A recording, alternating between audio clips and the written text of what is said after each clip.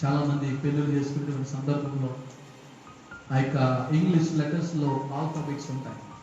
ABCDEFG.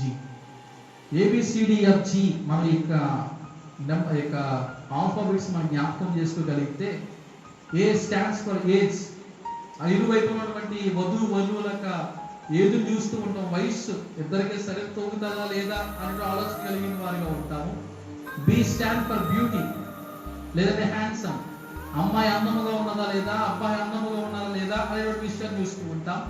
C stands for caste, అమ్మాయి మన కొలుపుదేనా లేదా అబ్బాయి మన కొలుపుడేనా, మన మాట వినేవాడిగా ఉంటాడా లేదా అనేటువంటి ఆలోచన కలిగిన వారిగా ఉంటాం. D స్టాండ్స్ ఫర్ డౌరీ, అమ్మాయి ఎంత కట్నం ఇస్తున్నది, అబ్బాయి ఎంత బంగారం అమ్మాయికి పెడుతూ ఉన్నాడు అనేటువంటి విషయాన్ని గమనిస్తూ ఉంటాము. E స్టాండ్స్ ఫర్ ఎడ్యుకేషన్, అమ్మాయి ఎంత చదువుకున్నది, అబ్బాయి ఎంత చదువుకొని ఉన్నాడు, ఇద్దరు చదువులకు సమానత్వంగా ఉంటూ ఉన్నదా లేదా అనేటువంటి విషయాలు కూడా గమనిస్తూ ఉంటాము.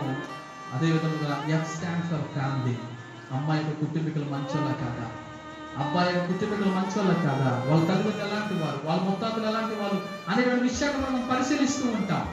కానీ ఆఖరిగా G stands for God's will. అక్కడికి వచ్చేసరికి ఆ యొక్క లెటర్ని ఏం చేస్తామంటే మనం వదిలేస్తాం. G stands for God's will, దేవుని చిత్తాన్ని వదిలేస్తాం. ఇంకా ఇక వయసును చూస్తూ ఉంటాము, అన్నాన్ని చూస్తూ ఉంటాము, క్యాస్ట్ని చూస్తూ, కులాన్ని చూస్తూ ఉంటాము, ఎంత కట్నం ఇస్తున్నాడు చూస్తూ ఉంటాము, చదువును చూసిన వ్యక్తులుగా ఉంటాము, కుటుంబాన్ని చూసిన వారిగా ఉంటాం. కానీ ఆ యొక్క దేవుని యొక్క అసలు చిత్తము వాళ్ళ ఇరుగుల పట్ల ఉన్నదా లేదా అనేటువంటి విషయాన్ని మాత్రము గమనించాలి. దాన్ని అనేకమైన కుటుంబాల్లో విచ్ఛిన్నం అయిపోవడం గల కారణము, పెళ్ళైన కొన్ని రోజులకే విడిపోవడానికి గల కారణము, దేవుని యొక్క చిత్తాన్ని కనిపెట్టలేని స్థితిలో ఉండడానికి వెంటనే అనేకమైన కుటుంబాల్లో పెళ్ళైన 10 రోజులకే, నెల రోజులకే, సంవత్సరములకే ఏమవుతున్నారంటే పుట్టింటికి వెళ్ళిపోతున్నారు మన యొక్క భార్యని.